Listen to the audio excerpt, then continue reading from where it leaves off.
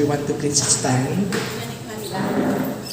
Let us put ourselves into the loving presence of our Lord. Let us acknowledge na without Him, we can do nothing. Apart from our Lord, Jesus Christ, we can do nothing. So let us bow down our heads, close our eyes, and let's ask the Holy Spirit to be with us. In the name of the Father, the Son, and the Holy Spirit. Amen. Ama naming Diyos, na makapangyarihan sa lahat, kinikilala po namin na dakila kayo sa lahat.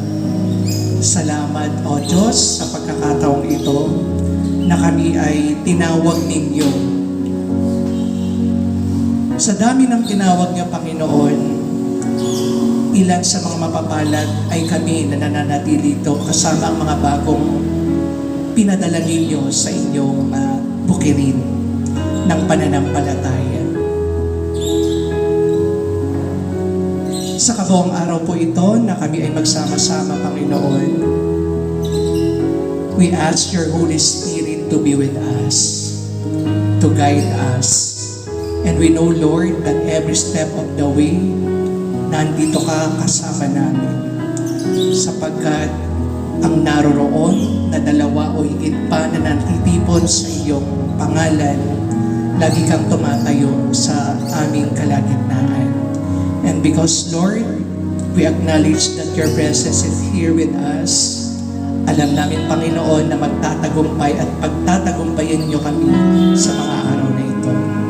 Salamat sa aming buhay, salamat sa aming kalakasan, salamat din, O Diyos, sa aming talento na patuloy ninyong pinagtitibay upang lalo't higit ka naming mapapurihan at madakila. Gamitin niyo kami palagi, Panginoon, at huwag niyong itulod na makagawa kami ng hindi naayon sa iyong banal na kalooban. Nawa ang bawat isa na tumatayo dito ay maging sandigan namin at maging inspirasyon upang lalo naming mapagbuti ang pagkakatawag niya sa amin sa ministeryong ito. Ibinabalik namin sa iyo, O Diyos, ang pinakamataas na pagpupuri at pagpapasalamat sa tanging pangalan ni Jesus na aming Panginoon, kaisa ng banal na Espiritu, sa tanging mong kadakilahan, aming Diyos Ama. Amen. Our Father in heaven, hallowed be thy name. Thy kingdom come, thy will be done on earth as it is in heaven.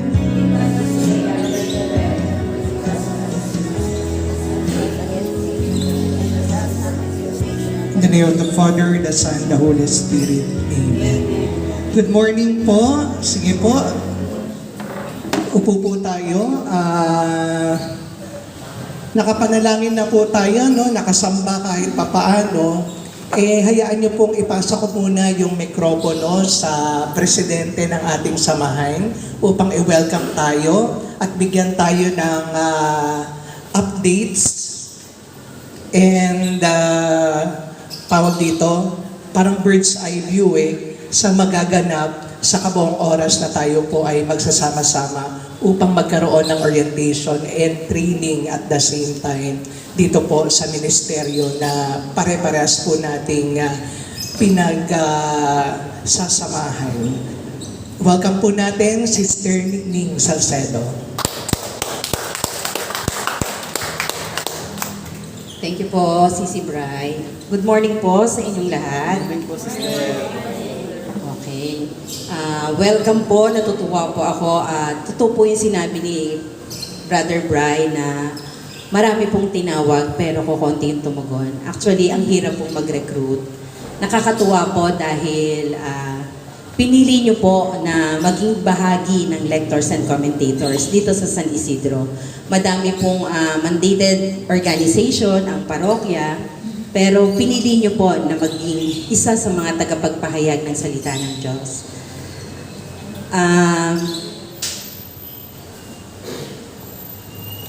Ako po yung presidente ng lectors and commentators. At kasama ko po ang aking mga officers, si Sis Mayet po, ang ating pong secretary, ay treasurer po. Sorry. At si Brother Edelson po ang aming auditor. Wala pa po yung aming Vice President.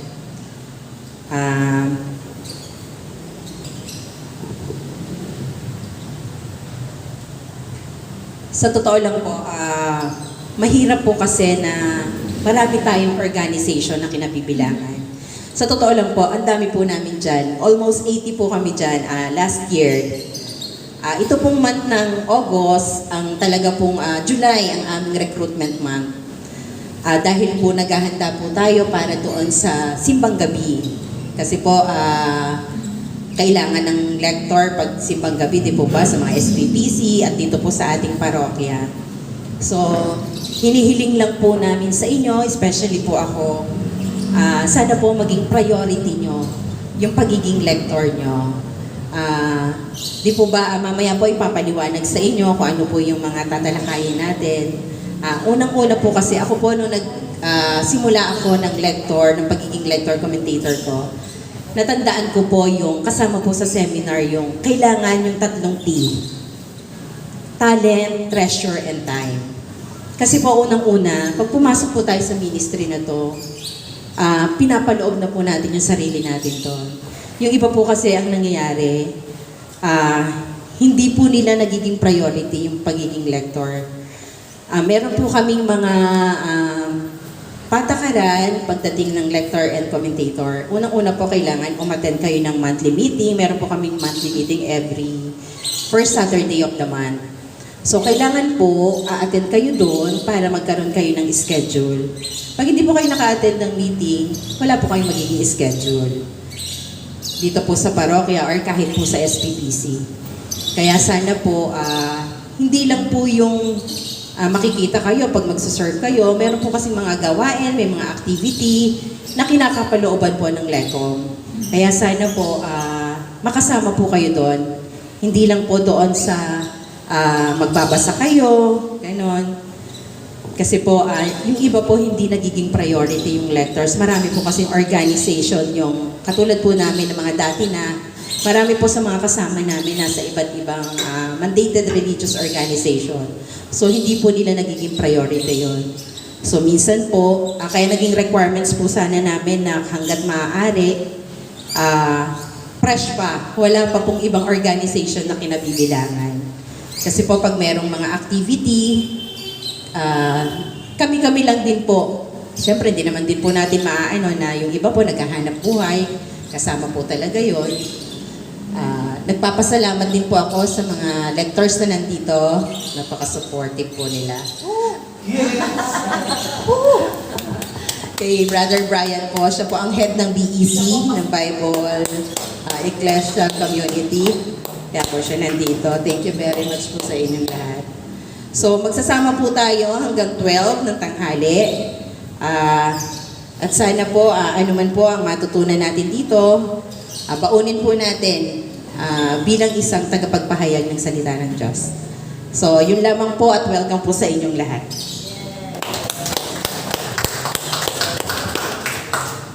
Thank you, Sis Ning.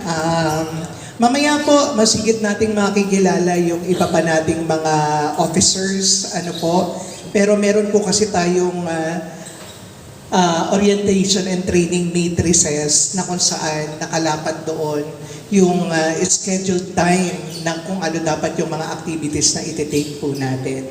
So, bago ma-interview po kayo mamaya, at least makakuha na muna tayo ng kakapirasong mga basic information that is needed in our ministry para makatugon po tayo ng maayos mamaya kapag na-interview na po tayo ng ating mga officers. Ano po? Sige po.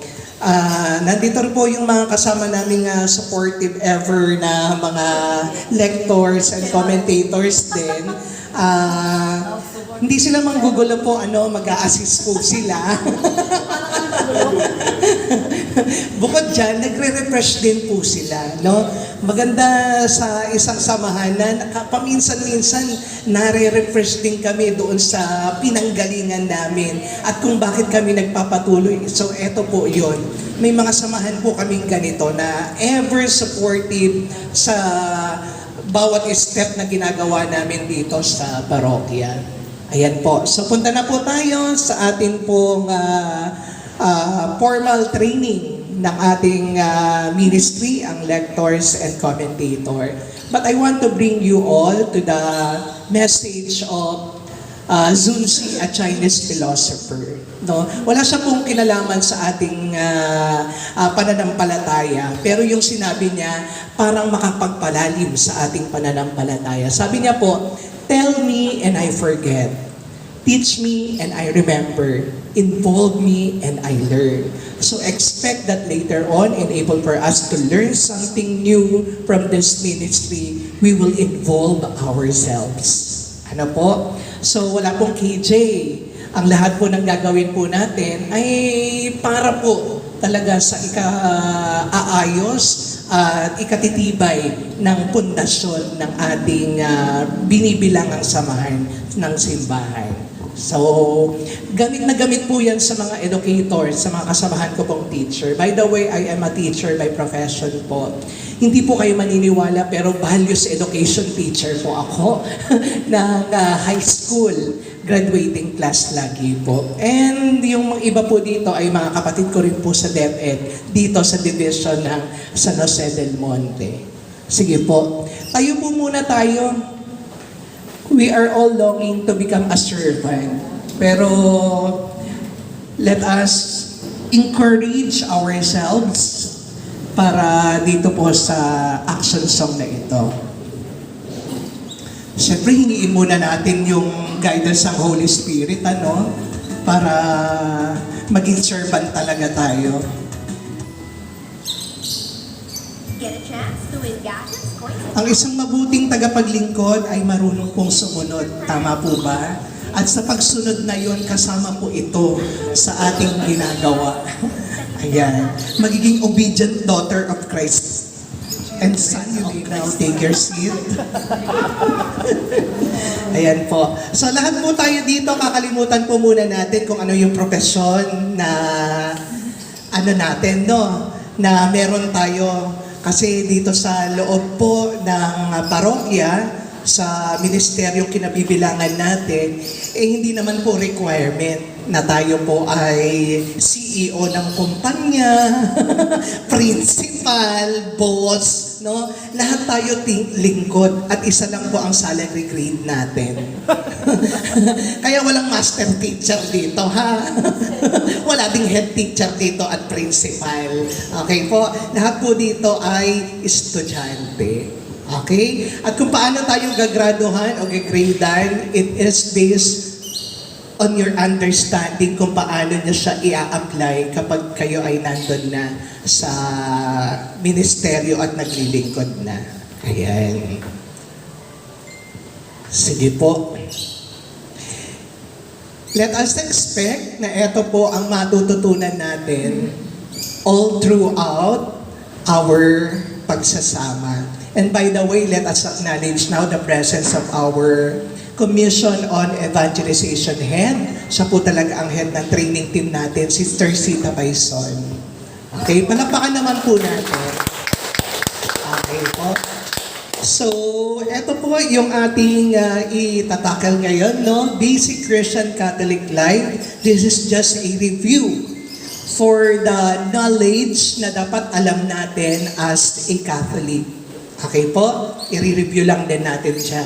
Then I'll go for the church structures, the church ministries, lectors as ministry, lecom bylaws, proper decorum, and on-the-spot boys drill. So let us expect that afterwards, after the training, meron po tayong on-the-spot boys drill. Okay po? So, estimahin natin mamaya yung sinasabi ni Sister SB. Natitignan niyo yung ating vibration ng voice, yung tempo, ano pa ba yun? Yung rhythm, kung ano-ano po yan, yan po ang ating matututunan later on. Okay po? So, let's go first on the topic, Basic Christian Catholic Life. So, lahat naman po tayo dito ay Katoliko. Imposible naman na maglektor ang Iglesia ni Cristo. Ano po? So, pinaka-basic po natin na dapat maunawaan na bilang kabahagi ng ministeryong ito, tayo ay Katoliko. At pangahawakan po natin yan all throughout na tayo ay member ng ministry. Ano po? So, let us review our Catholic life. Ang ating pamumuhay bilang isang Katoliko. Okay po? So, may kasaysayan ang lahat ng pananampalataya. Okay po? Before si Christ na maisugo sa mundo, may existing faith na ang mga tao noon. No? Bago pa isilang si Kristo, na ibigay na kay Moises yung 10 utos, na buo na yung lumang tipan na tinatawag. Okay po? From the story of Genesis, yung creation, tapos yung Exodo, Deuteronomy, yun, mga ganon and all that, hanggang sa mga Salmo. No, kinumpile po yon. So, si Kristo at ang kanyang alagad ay namuhay bilang isang komunidad. So, isang pamayanan po na naninirahan sa isang lugar ang mga alagad kasama si Kristo. Sa Jerusalem, kung saan siya nangaral, nagpamalas siya ng iba't ibang himala. Nagpagaling at tinawag ang kanyang mga alagad. So, kanina po sabi ko, bago tayo magsimula, marami ang tinawag, ngunit kakaunti ang tumugon. At doon sa mga tumugon na yon, mapalad po tayo dahil nakikihati po tayo doon sa gustong mangyari ng Panginoon. Okay po? Sige. Matapos ang kanyang kamatayan, fast forward na po natin, no? Alam naman po natin kung bakit siya nakadipa sa harapan ng altar. No, siya ay nagbuwis ng kanyang buhay. So after yan, natakot ang mga alagad para sa kanilang buhay, nawalan sila ng pag-asa at hindi alam kung paano magpapatuloy. Ang ilan sa kanila ay nagnais na tumakas. Actually, habang hinahatulan si Kristo, yung ilan sa mga apostol ay itinanggi siya. Si Pedro nga po ilang beses tumanggi. Ilang beses po tumanggi? 3. Yun po ba ang sabi? Nakarating po sa akin, hindi lang daw 3 Marami. Oo, marami. Pero yung pinaka-highlights, 3 kasi sinabay sa pagtilaok ng manok. So, makikita natin na yung ultimong manok, no, may bahagi sa istorya. So, even little things na ginagawa natin, makakapagpalakas sa ating pananampalataya. Even the time that you are here na nakikinig lang, tiyak makakapagpalago ng ating pananampalataya. At hopefully, maka-inspire po tayo. No? At dun po tayo magpatibay sa maliliit na detalye na yun. Maliliit, pero mahalaga. Okay po? Sige. So, ang muling pagkabuhay ni Kristo ang pasimula ng ating pananampalatayang Kristiyano. At sa pamamagitan ng pagkabuhay ni Kristo, ang mga alagad ay nakatagpo ng panibagong pag-asa. So, yun po ang katuparan ng pangakong pagliligtas ng Diyos, ang muling pagkabuhay ni Kristo. Kapag hindi po siya nabuhay, nang walang saysay yung pagbubuwis ng buhay ni Kristo at hindi totoong may Diyos. Yun po ang katagumpayan Okay? Mamaya po malaman nyo kung bakit dinidetalye ko pong ganito. Kasi may kinalaman yan mamaya sa ating pong dinidiscuss. Ano po? So, punta po tayo dito. Siyempre, hindi naman natapos na mabuhay lang siya. No? Babalik siya sa Ama. Okay? Ano ang gagawin niya pagbalik niya sa Ama? Sabi nga niya noon, nung pagkabuhay niya, kaunting panahon na lamang at hindi niyo na ako makakasama. Iiwan ko kayo, pero hindi nangungulila sapagkat hihilingin ko sa Ama na sa inyo ipadala ang Espiritong Banal. So, ibig sabihin, may pangako ang Diyos na tayo ay makakasama din ng Diyos sa pamagitan ng banal na Espiritu hanggang sa katapusan ng daigdig. Okay po? So, hindi natapos yung pag-ibig ng Diyos sa pagkahabag niya dahil nagkasala ang tao. Okay po? Nagpatuloy niya nung tinubos tayo. Kaya lang hindi forever na mapapasa mundo si Kristo. Imagine nyo na kung buhay pa rin si Kristo hanggang ngayon. lola nyo na yung kasama nyo. Diba? So, nasa plano talaga ng Diyos na mag-iwan ng masasandalan natin, ito yung banal na Espiritu. So mahalaga rin po na isa sa mga nakakapakinabangan natin bilang mga lingkod ay yung mga sakramento na ibinibigay ng simbahan. Siyempre nagsisimula yan sa sakramento ng binyag. Okay po? So lahat po tayo, isa sa requirements, ikaw ay binyagang Katoliko. Nakapagkomunyon, nakapagkumpisal, nagkaroon ng kumpil. Kung ikaw ay may asawa, nakatanggap ka na ng sakramento ng pakikipag isang dibdib. Okay? At hihingian din kayo ng requirements tungkol doon. No? So, magpapasa yung mga may asawa na tinatawag na marriage contract. Opo, ganun po. Mahirap po kasi na isa sa maihatol sa atin bilang mga lingkod, yung ganong bagay. Naglilingkod dyan pero nakikisama din naman kasal. Mahirap po. Para maiwasan po natin yun, no? Nililimitahan natin sa pagkakataon na makapaglingkod ay yung merong standard na hinahanap na pamantayan ang mga mananampalatayang lingkod. Okay po? Sige. So katulad ng ipinangako ni Kristo na naog sa mga alagad ang banal na Espiritu, binigyan sila ng lakas upang ipahayag ng walang takot ang kanilang pananampalataya. Noong panahon ni Kristo, takot ang mga apostol na ipahayag ang salitang nasaksihan at na-experience sila kasama si Kristo. Si Kristo po ang mabuting balita, pero hindi nila mapahayag doon dahil papatayin sila. At ang tingin nila, kapag papatayin sila, susunod silang ipapako sa krus. Kaya nagkaroon sila ng takot Pero salamat sa Diyos, nagkaroon tayo ng the birthday of the Catholic Church. Ang kapanganakan ng simbahang Katoliko ay yung panahon na isinugo ng Diyos Ama ang pinangako ni Kristo na banal na Espiritu. Ayan. So medyo may catechism po tayo ngayon. Ano po? So, ang mandato ni Kristo, humayo at ipangaral ang mabuting balita tungkol sa kaharian ng Diyos sa lahat ng bansa, lahat ng wika, lahat ng kulay, lahat ng tao actually. Okay po? So hindi na nanatili na sa Jerusalem lang nagkaroon ng kaligtasan. Kasi buong mga nilikha, sannilikha ay nakinabang sa kaligtasan na yan. Kaya nang hindi mananatiling ligtas tayo nang dahil lang sa nagbuwis ng buhay si Kristo Kasi ang tao patuloy pa rin nagkakasala. So may mga sakramentong itinayo upang maibalik tayo sa grasyang dapat ay nandun tayo. Okay po? Sige. So, mula kay Pedro, na unang Santo Papa, dumaan ang mahabang panahon ng pag-uusig sa simbahan.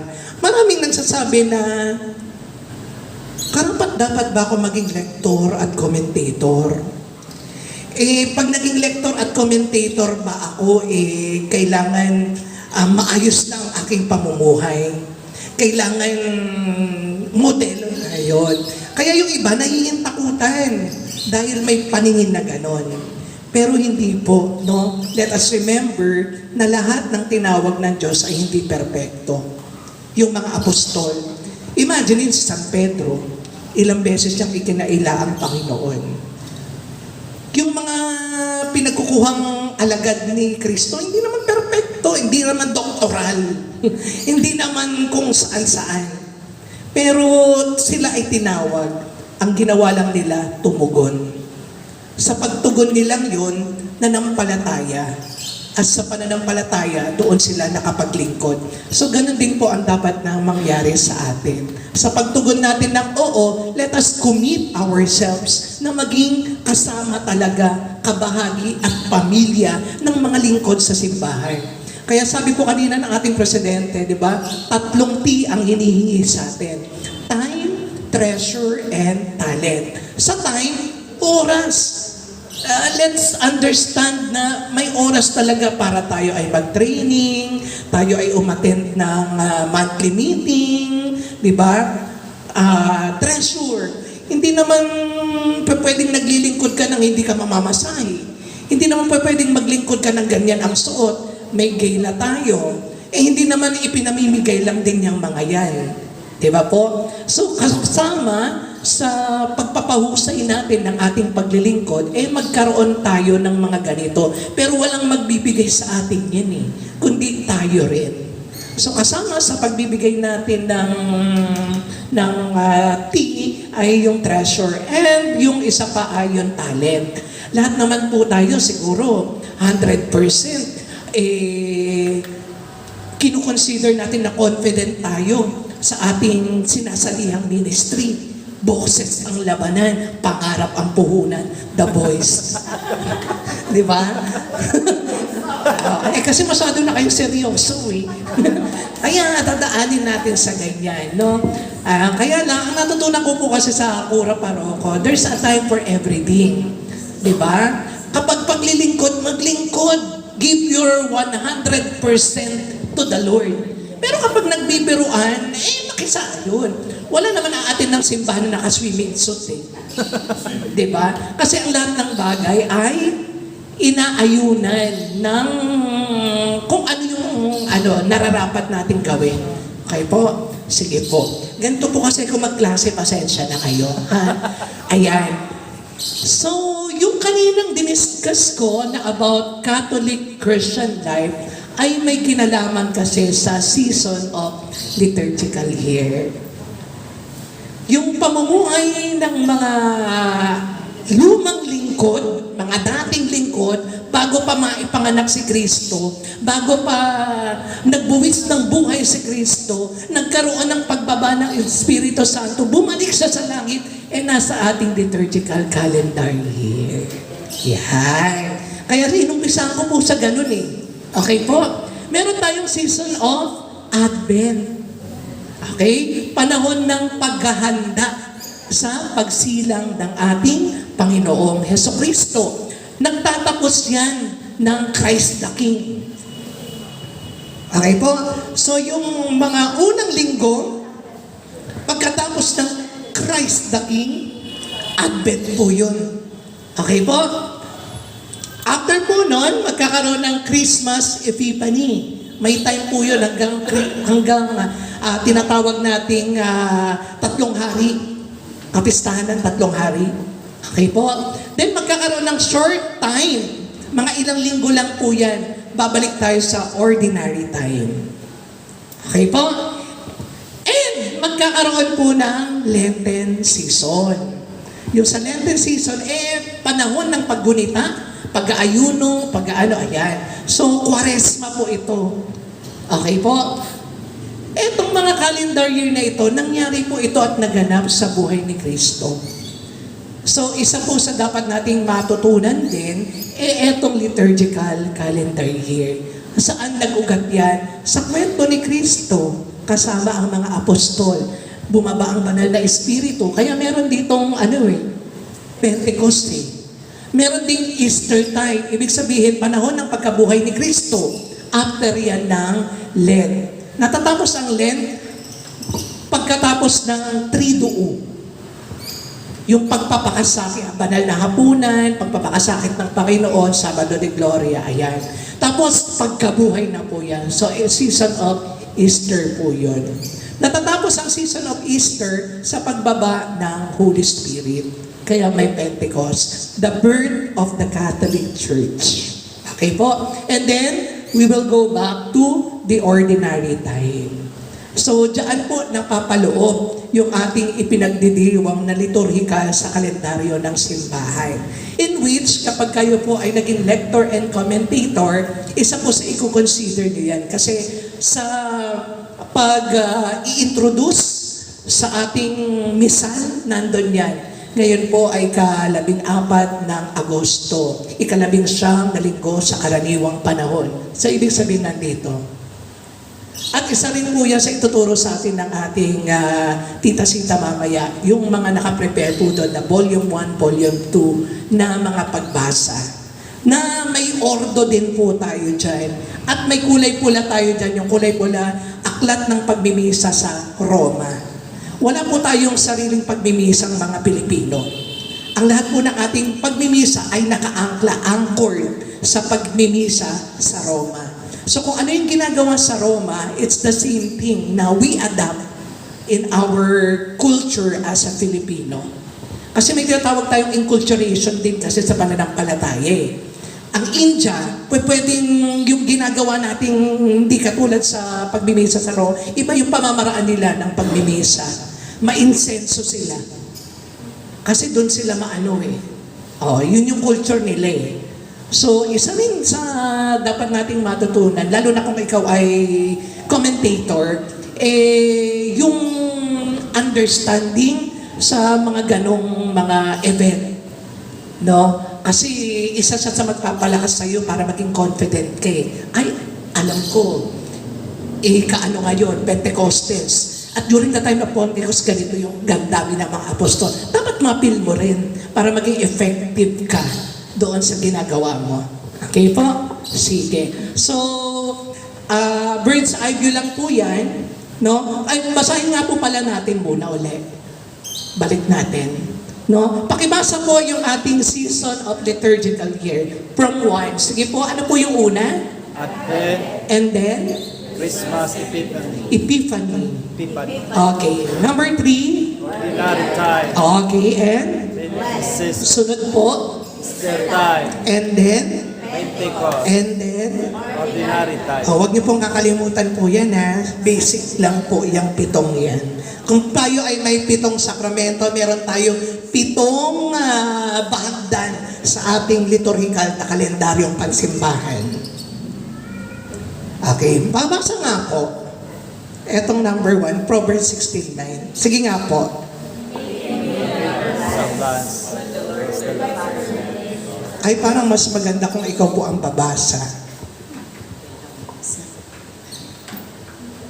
We can make our plans, but the Lord determine our steps from Proverbs 16, verse 9. So, pwede tayong magplano sa buhay natin. Kaya lang, ang nagde-determine kung paano natin pagtitibayin yung mga planong iyon, nasa grasya ng Panginoon. Okay? Sabi po ng Jeremiah 29:11, For I know the plans I have for you, declares the Lord. Plan to prosper you and plan to give you hope. Okay po? Sa Tagalog po, mula sa Jeremias 29:11, pagkat alam ng Diyos ang plano para sa inyo, plano kayo ay pagyamanin, paghusayin at marami pang iba. At hindi kayo sasaktan. Okay po? Maaring may plano tayo sa sarili natin, pero hindi yun yung plano ng Diyos para sa atin. Eto bang plano ninyo sa pagiging bahagi ng ministeryo ng lektor, talagang kagustuhan ninyo at niloob ninyo? O may nagtulak lamang sa inyo? At dahil pangangailangan ng SPPC, kaya kayo nandito. Actually, hindi naman mahalaga kung ano yung magiging tugon natin eh. Ang mahalaga, umuo tayo sa Panginoon. Isa po yun sa naging kalakasan ko sa buhay. I never say no. Bibihira yung chance na ako ay magsabi ng no. Basta alam ko sa pag-oo ko, naroon ng Diyos kasama ko at pagtitibayin niya kung ano yung plano niya. So magpaubaya tayo lagi sa plano ng Diyos para higit nating mapagbuti na kung ano man yung ibibigay natin, yun lang po ang kalooban ng Diyos. Hindi tayo ang nagsasagawa na gusto lang natin, kundi nakikiayon tayo sa plano ng Diyos para sa atin. Okay po? So, pagpapalakas sa mga organisasyon sa pamagitan ng aktibidad na pang-espiritualidad. Huwag ko na po kayong basahan yan, no? Isa po sa mga ginagawa po ng lectors and commentator during monthly meeting, nagkakaroon po kami ng pag-aaral sa salita ng Diyos. May BEC way po kaming tinatawag. Nagre-reflect kami, Kasi mostly, kapag ikaw ay lingkod ng simbahan, abala ka sa gawain mo eh. Kung ikaw ay sacristan, nako, nag-iipon sila dyan, nag-iingay. Pero lalabas sila, hindi na nakakapakinig, hindi na nakakapag-focus. Kaya sabi ng pare, kapag ikaw ay nagsiserve, hindi ka nagsisimba. Magsisimba ka lang kung ikaw ay kabahagi nun at hindi ikaw yung nagsiserve. Yun. Kaya ako nakaka-double mass ako lagi. Iba yung simba ko nang nag-serve ako. Iba yung simba ko ng parang katulad ako ng ordinaryong tao.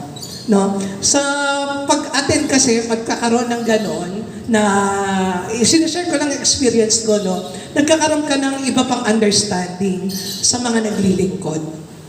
So hindi ka lang na, pero ako po, ginagawa ko yun dahil wala naman po akong pamilya, wala po akong asawa na inamin, charot. Di ba? Wala eh.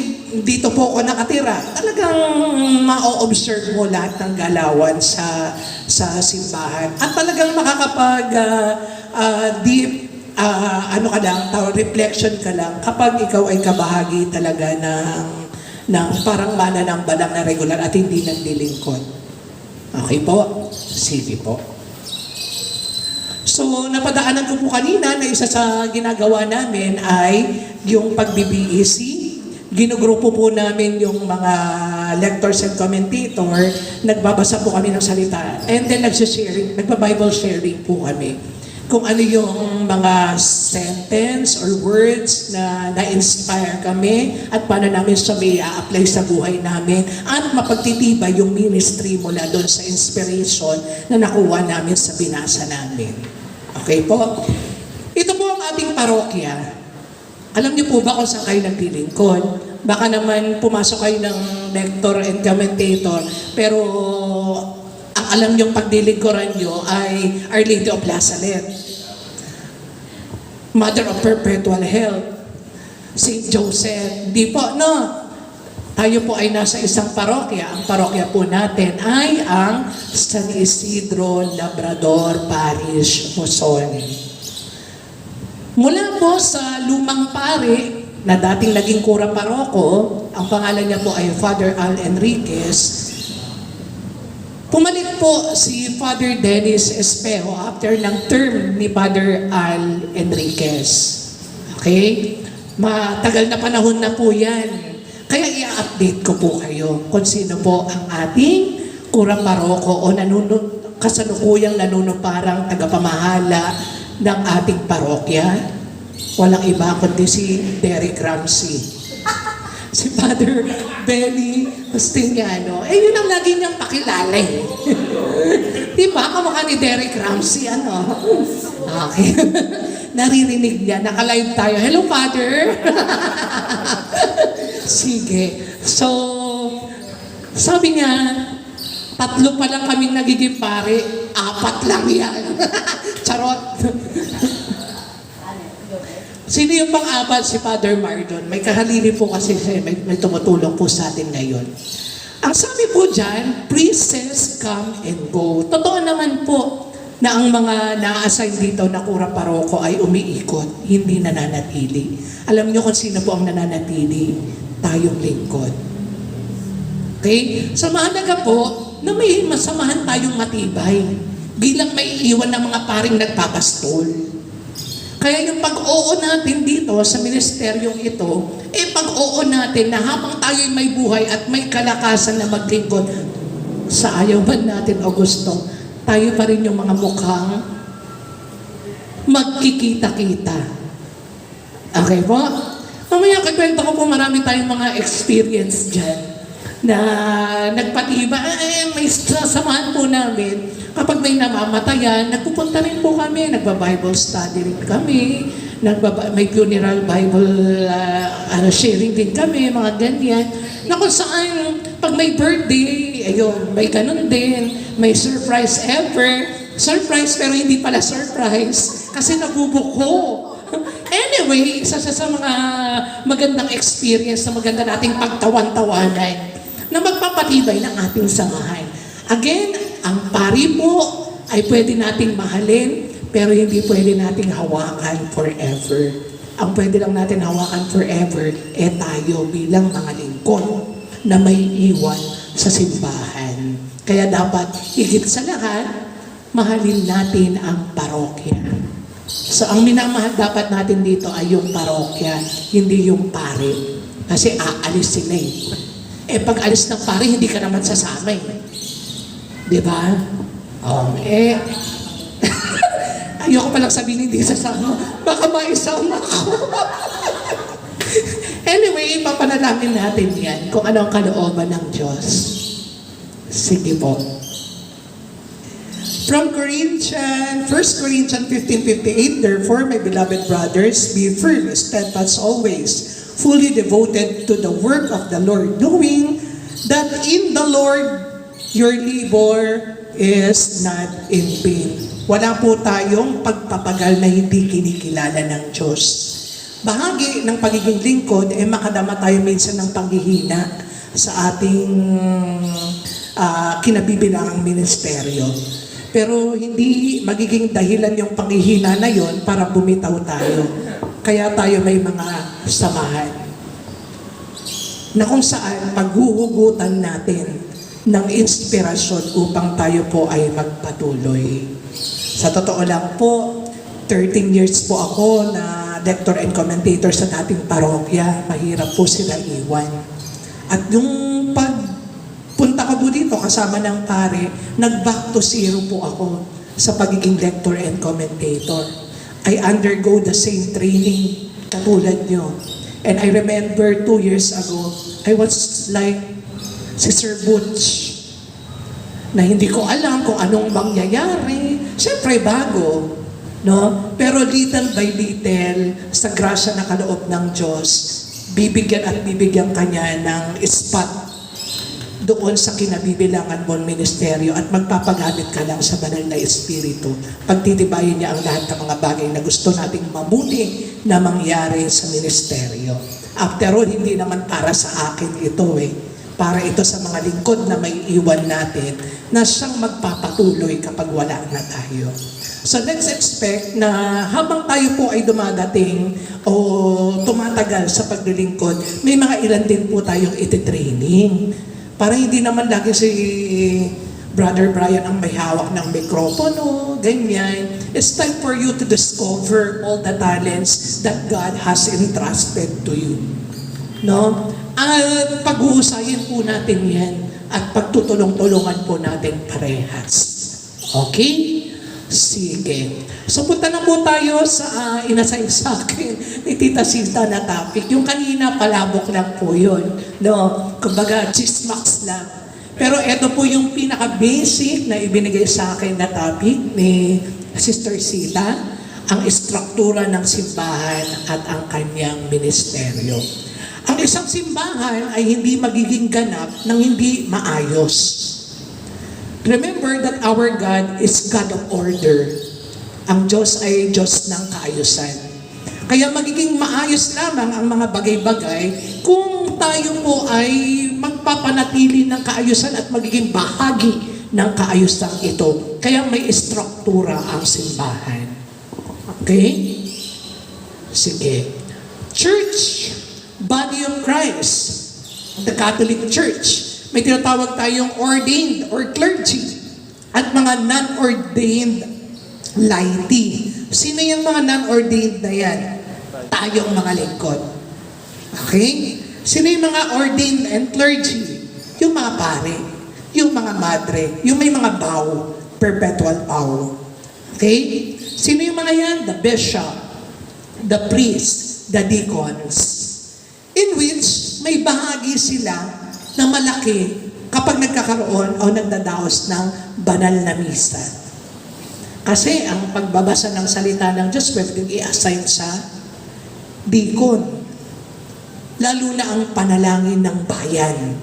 Sila talaga yan. Sa Roman Missal, sila yung nakatalagang tao. Kaya lang in the absence of deacon, pwedeng ibigay sa lay people. Kaya dapat nakahanda tayo. Kaya isa sa magiging training natin magbasa ng panalangin ng bayan. At pag kayo ay nabigyan ng schedule ng panalangin ng bayan, hindi po natin tatanggihan yun. Panalangin lang ako ng bayan, ipapasa ko na lang sa iba. So, hindi po ganun, no? Kailangan po yakapin natin ito. And mostly, yung mga na-assign dyan, yung mga new recruit. Kasi bilang pagsasanay sa kanila. At parte po ng pagiging humble and humility ng isang lingkod, maranasan yung step-by-step process na ito. Para kapag nandun na siya, pinagdaanan ko yun eh. Naging bahagi ako niyan eh. Pero hindi mananatili na ikaw ay nasa panalangin ng bayan. Kasi ang ministry natin ay lector and commentator. May end. Ano yung end? Commentator. Kaya isa rin sa hamon na ibibigay sa inyo ay maging commentator. So hindi lang kayo magbabasa ng salita ng Diyos, magiging katuwang din kayo ng pare sa pagmimisa, lalo na kinatawan ng mananampalataya sa pagtugon. Ano ang mga tinutugunan natin? Salmong tugunan, panalangin ng bayan, at yung iba pang mga hindi tinatapos ng pare. At wala nang sumasampalataya. Hindi naman tinatapos ng pare yun eh. Inuuna niya lang eh. Magsitayo kayong lahat, sumasampalataya ako, tapos ikaw na commentator. Yung nagsisimulang banal na misa, inaamin ko sa makapangyarihang Diyos, commentator na yung sunod. Okay? Pero aayusin natin ang mga bagay-bagay.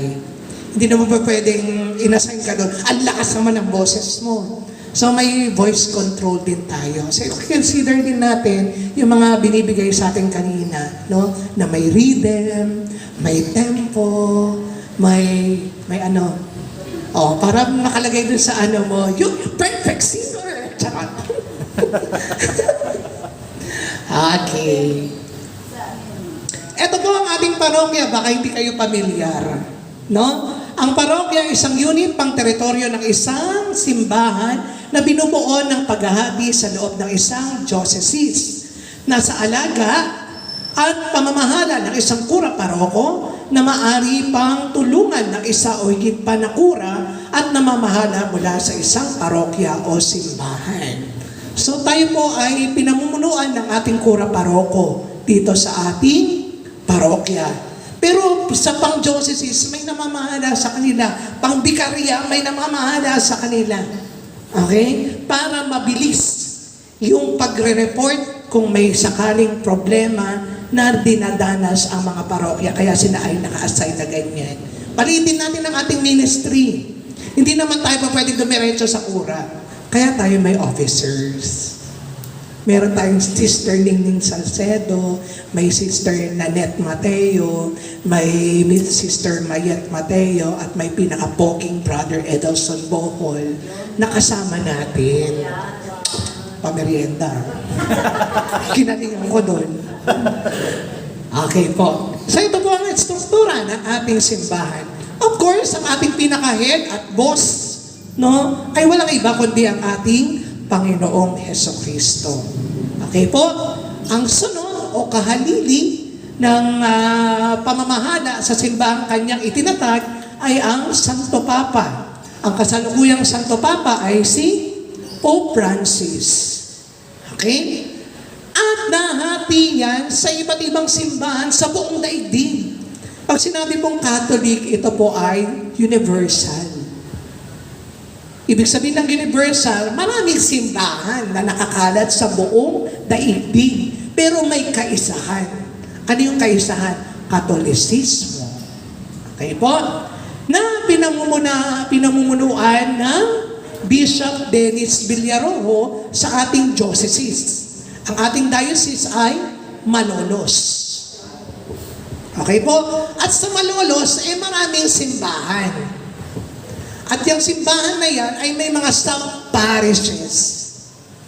Kaya kayo po, na iba sa inyo na na-recruit ay kabilang sa North Fairway Homes, Sarmiento Homes, Partida, Lapob, Feliciano, Pabahay 2000, Melody Plains, Amaresa 2, Residencia de Moson, ang Mabuting Pastol, at kung marami pang iba. Ito po siya para mabilis. Okay po? At hindi lang po yan ang bumubuo. May tinatawag tayong Parish Pastoral Council. Ang kahalili po, ang co-chairman ng ating Kura Paroko ay si Sister Simeona Valerio. Ibig sabihin, siya yung kinatawang laiko na tagapanguna sa mga mananampalataya ng San Isidro Labrador na hindi clergy. Okay po. Sunod doon, yung mga kasama niya. Siyempre, may mga co-officers siya. Okay? And etong mga to ay may mga officer din. May presidente ng partida, may presidente ng LAPO, may sekretarya. Pero, bukod sa mga bumubuong yan, may bumubuo pa tayong mga komisyon sa ating simbahan. Ang lectors and commentator ay nabibilang sa Commission on Liturgy, COL. Ang COL, by the way, ay nahati sa dalawang grupo. Isang tinatawag na lay liturgical, tayo yon, at isang devotion. Yung mga mananampalataya at mananalangin na mga adorador, apostolado ng panalangin, yung mga sa madaling salita, matatanda ng parokya.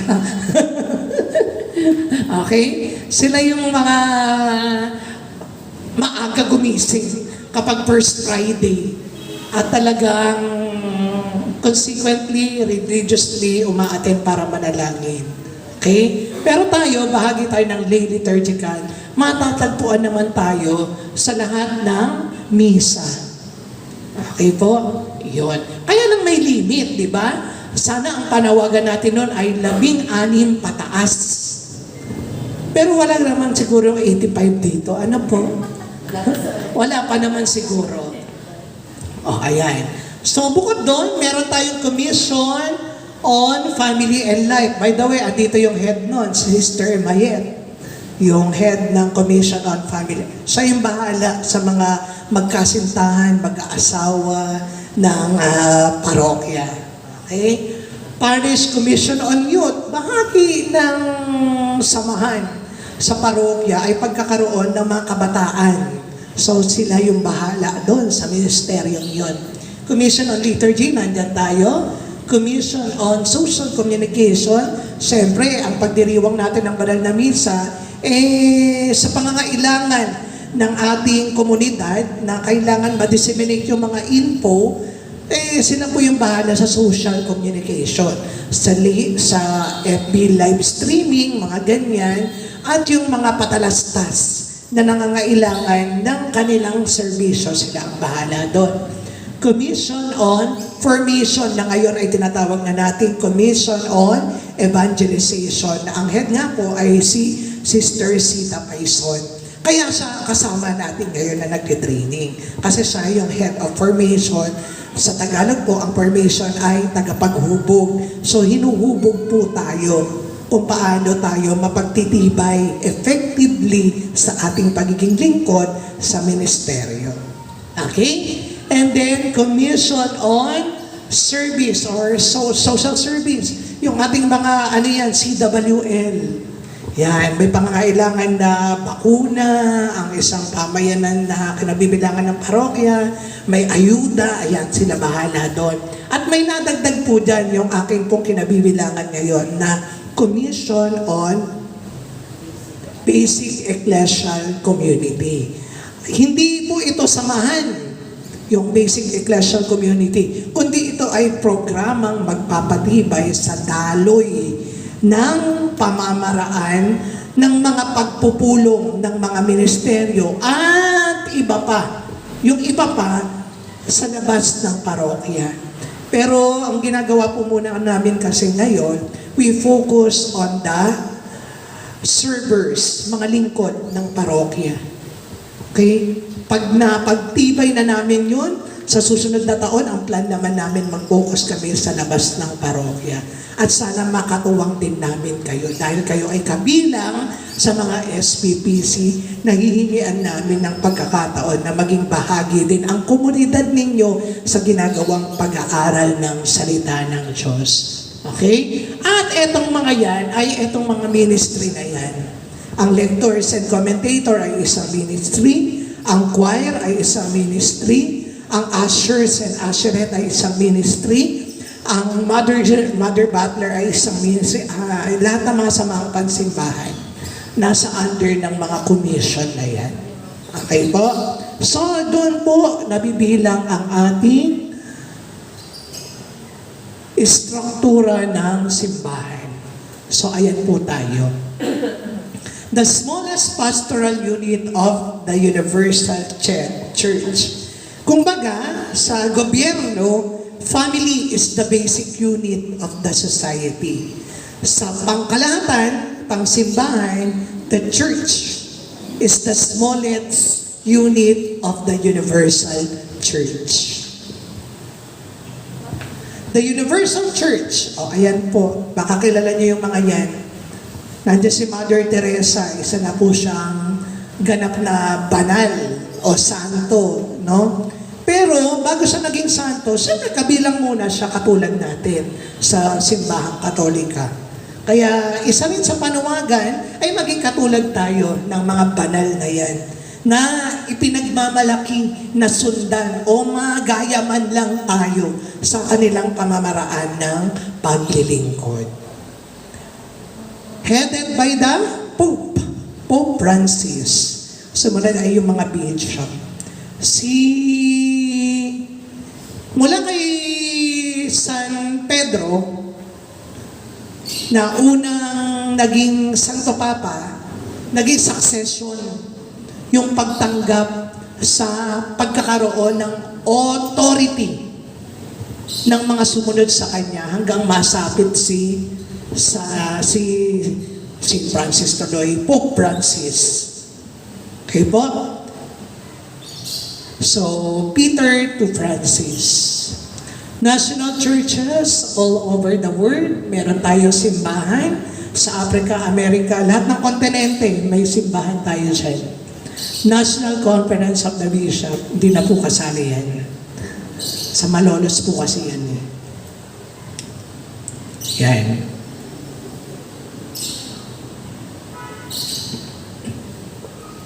By the way, ang ating pong diocese mula sa Roma, na kinabibilangan nito ay may tinatawag na distrito, may bikariyato, at doon pa lang tayo magkakaroon, mabibilang sa mga parokya. Ito po muli ang ating parokya. Ganda po ng simbahan natin, no?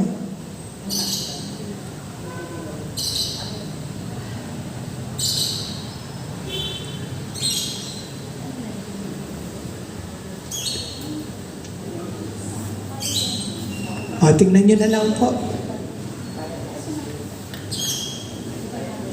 Okay po, ang pinagugatan po ng salitang parokya, hindi na po natin masyadong aanuhin yan. Etymology ng parish, journeying together, tayo po ay naglalakbay ng magkakaakbay o magkakasama patungo sa isang komunidad. Ang pagiging Kristiyano ay hindi lang sa pamamagitan ng pagsilang, kundi siyempre magkakaroon ng katuparan ang pagsilang natin sa ating pagtugon bilang mga lingkod. So ang parokya natin ay yan. Bikarya, paghubog.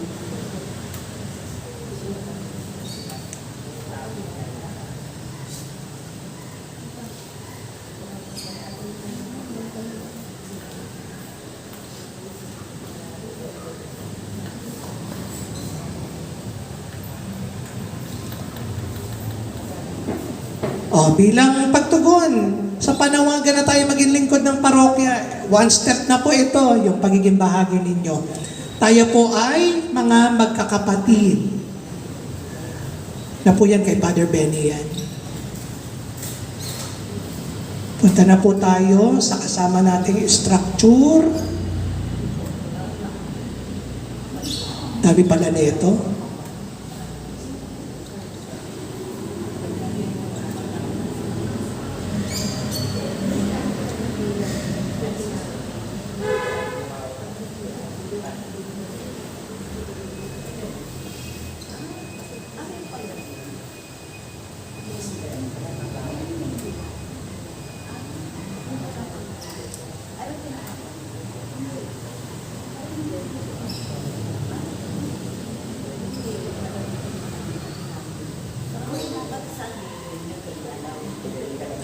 Ito po yung mahalagang matatakan po ninyo. No? Pinapogi talaga kita dyan kasi alam kong nagkamali no? Basta parehas namang Mateo eh. Yes. So kailangan po nating na makilala yung mga officers natin, no? Para sa kanila po tayo lalapit sa ating mga pangangailangan. No? Hindi po kayo kay Brother Brian lalapit. Pampabilis lang po ako ng mga mga tagpo ng mga pangangailangan sa loob ng parokya. Pero sa pangangailangan ng ministry, we can direct our query to the following person assigned on their position na kanilang ginagampanan. Si Sister Ningning Salcedo, ang ating pong nagdiriwang ng kaarawan. Bukas, ang kasalukuyan nating birthday, presidente. Ang Vice President po ay si Sister, siya po talaga. Siya po talaga. So, ganun po yan. President, Vice President po. Kasi nagtanong ako sa GC namin kahapon, kung tama, walang pumansin. Doon sa GC namin. Hindi sa Lecom. Palpak talaga tayo, sister. Sabi ko, tama ba itong ginawa ko? Wala. Mas abala sila sa handa. Mas abala sila sa handa. Ayun. So, siya po ang ating Vice President, si Sister Nanette Mateo. Mukha lang pong dalaga yung mga yan, pero may asawa na po yan. Kaya wala po kayong pagpipilian dyan, kundi ako po, kasi ako po ay dalaga. Si Sister Marieta. Si Sister Mayat po, ang ating pong treasurer. Tama po? At auditor ay yung nag-iisa po nating tinik sa mga bulaklak, si Brother Edelson. Napapansin niyo po, wala po tayong sekretary po. Hindi ko po alam kung nasan po kasi siya. Sa kasalukuyan po ay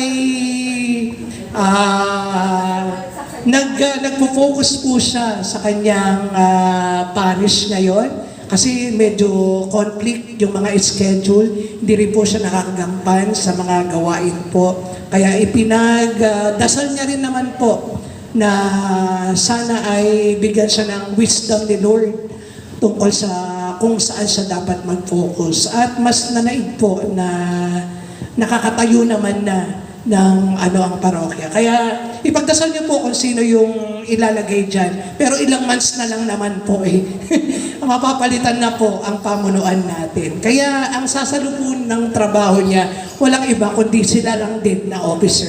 Sila lang pong 4. Okay po?